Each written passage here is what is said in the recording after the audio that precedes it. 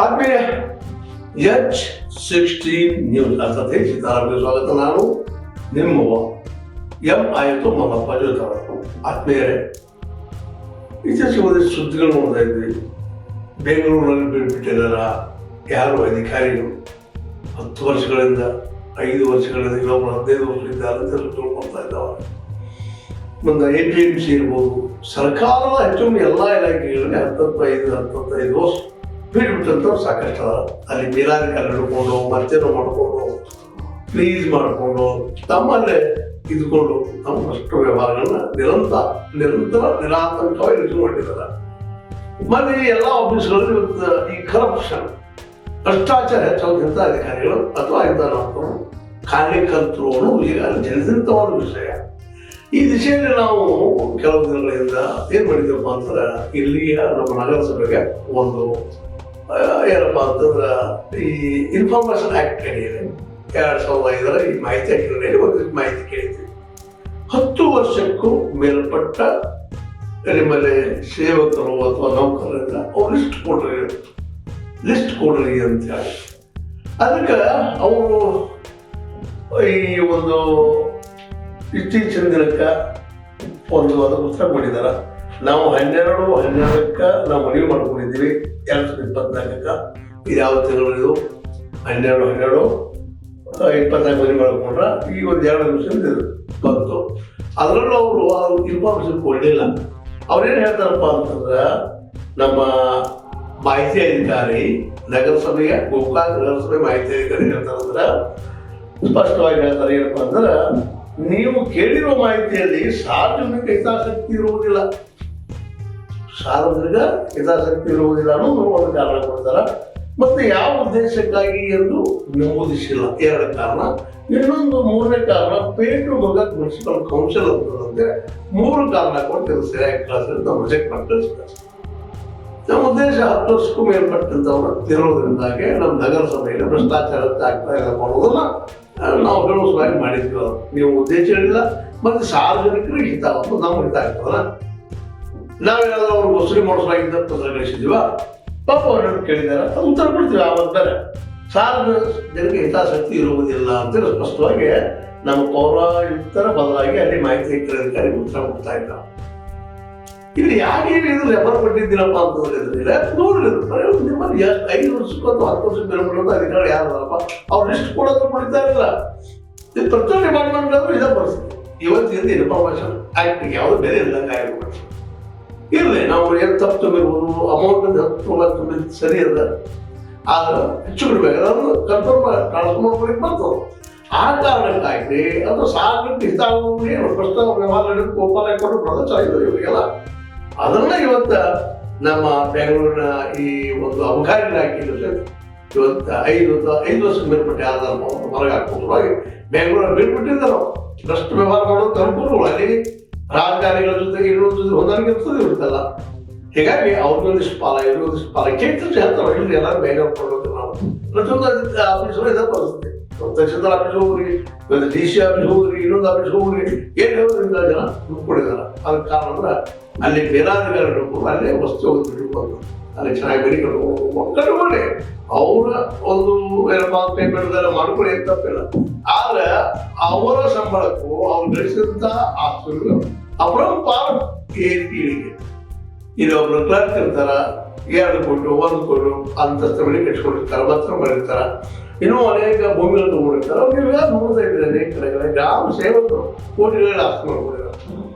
ಇದ್ರ ತಡೆ ಶುರುವಾಗಿದೆ ಈ ಒಂದು ಆಕ್ಷನ್ ಮಾಡಿದ್ರೆ 3 ವರ್ಷದ ಶುರುವಾಗಿರುವ ಸರ್ಕಾರಿ ಒಂದು ಕಡೆ ಅಂತೇಳಿ ಇಂಥ ಭ್ರಷ್ಟಾಚಾರ ಆಗದಿರಲಿ ಅಂತೇಳಿ ನಾವು ಸ್ವತಃ ಇನ್ಫಾರ್ಮೇಶನ್ ಆಕ್ಟ್ ಕೇಳಿದ್ರು ಸಹಿತ ನಮಗೆ ಈ ರೀತಿಯ ಉತ್ತರ ಕೊಡ್ತಾ ಇದ್ದಾರೆ. ಇದರ ಅರ್ಥ ಏನು ಅಂತ ನೀವು ಹಿಂದೆ ಬಿಡಿಸ್ಕೊಂಡು ನೋಡ್ಬೇಕಲ್ಲ. ಯಾಕಪ್ಪ ಅಂತಂದ್ರೆ ಇದು ತಡಿಬೇಕಾಗಿತ್ತಪ್ಪ ಅಂತಂದ್ರೆ ಈ ಮೊದಲು ಇಲ್ಲಿ ಇದ್ದಂತ ಬೇರೆ ಬಿಟ್ಟಂತ ಅಧಿಕಾರಿಗಳನ್ನ ಬೇರೆ ಬೇರೆ ಕಡೆ ಕಳಿಸುವಂತದ್ದು. ಒಂದು ಬೇರೆ ಬಿಟ್ಟಂದ್ರೆ ಅಲ್ಲಿ ಮನೆ ತಗೊಳ್ಳಿ ಅವ್ರ ಮೂಲ ಏನದ ಅವ್ರ ಪೇಮೆಂಟ್ ತಗೊಳ್ಳಿ ದೊಡ್ಡವರಾಗಿ ಅವ್ರ ಪಾಪ ಅವ್ರಲ್ಲಿ ಟೀಕೊಂಡು ಹೋಗ್ತಾರೆ. ಮನೆ ಕಟ್ಟೋದು ಸಂಕಟ ಅಂತಾರಲ್ಲ. ಆದ್ರೆ ಸಾರ್ವಜನಿಕ ದುಡ್ಡು ಪೋಲ್ ಆಗ್ತಾ ಇದ್ದಾರೆ. ಭ್ರಷ್ಟಾಚಾರ ಹೆಚ್ಚಾಗಿರೋದ್ರಿಂದ ಅದಕ್ಕಾಗಿ ಕಾನೂನು ಮಾಡಿದ್ದಾರೆ 5 ವರ್ಷ ಮೇಲ್ಪಟ್ಟು ಯಾರು ಬಂದೆ ಇದರಂತೆ ಅದು 3 ವರ್ಷ ಇತ್ತು. ಅವ್ರು ಮಾಡಿದ ಸುಮ್ಮನೆ ಸರ್ಕಾರ ಮತ್ತೆ ಆದ್ರೆ ಇವತ್ತೇನು ನಮ್ಮ ಸರ್ಕಾರಕ್ಕೆ ಒಂದು ಜ್ಞಾನದಾಗ್ಯದ ಈ ಒಂದು 37 ಇಲಾಖೆಗಳಲ್ಲಿ ಇವ್ರನ್ನೆಲ್ಲರೂ ಎತ್ತರಲ್ಲಿ ಮಾಡಲೇಬೇಕಾಗ್ತದೆ.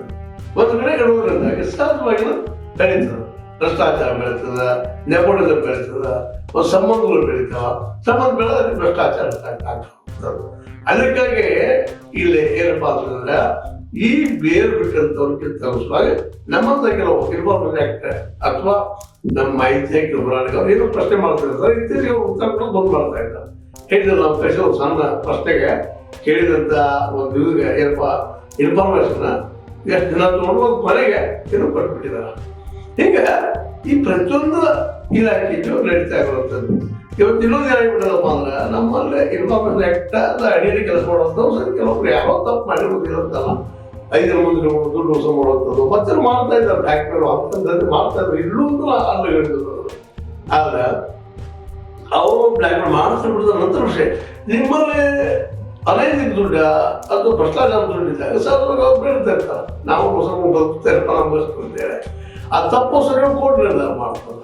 ಆದ್ರೆ ಅಂಥವ್ರು ಕೇಳಿದಾಗ ಅವ್ರು ಹಿಡಿದುಕೊಂಡು ಕೆಲಸ ಇಲ್ಲ, ಅವ್ರು ಬೇಕಾದ್ರೆ ಕೇಳ್ತಾ ಇದ್ದಾರೆ, ಮತ್ತೆ ಮಾಡ್ತಾರೆ. ಇಲ್ಲೇ ಇನ್ಫಾರ್ಮೇಶನ್ ಕೇಳೋದ್ರಿಂದಾಗಿ ಓಪನ್ ಸೆಕ್ರೆಟರಿ ಕೇಳಿದ್ರು, ಅಲ್ಲಿ ಮತ್ತೆ ಓಪನ್ ಆಗಿ ಹೇಳ್ತಾ ಇದ್ರಿ ನಿಮ್ಮ ಸಾರ್ವಜನಿಕ ಹಿತಾಸಕ್ತಿ ಇರುವುದಿಲ್ಲ, ಈ ಭ್ರಷ್ಟಾಚಾರ ನಿಲ್ಲಿಸು ಸಾರ್ವಜನಿಕ ಹಿತಾಸಕ್ತಿ ಅಲ್ಲವೇ.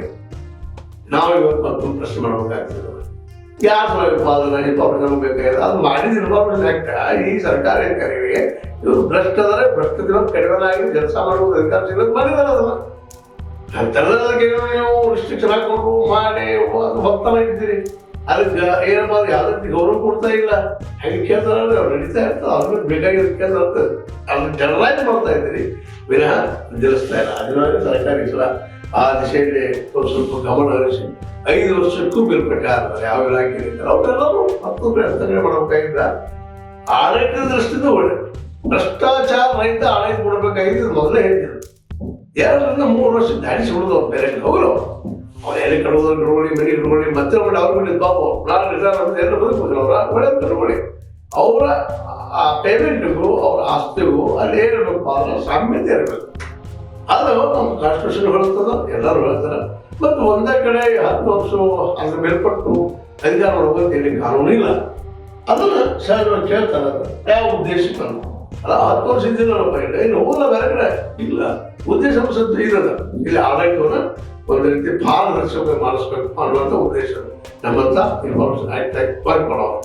ಅದಕ್ಕೆ ಇವತ್ತು ನಿಮ್ಮ ಜೊತೆಗೆ ಎರಡೂ ಹೇಳ್ಬೇಕಾಗಿದೆ, ಜನರು ತಿಳಿಸ್ಬೇಕಾಗಿದೆ. ನಾವೇನು ಮಾಡ್ತಾ ಇದ್ವಿ ಯಾಕಂದ್ರೆ ಹೇಳಿಸಿದಾರ ಏನಪ್ಪ ಇದರಿಂದ ಗಳಿಸಬೇಕು ಮಾಡಿಕೊಳ್ಳುವಂಥ ಉದ್ದೇಶ ಅಲ್ಲ.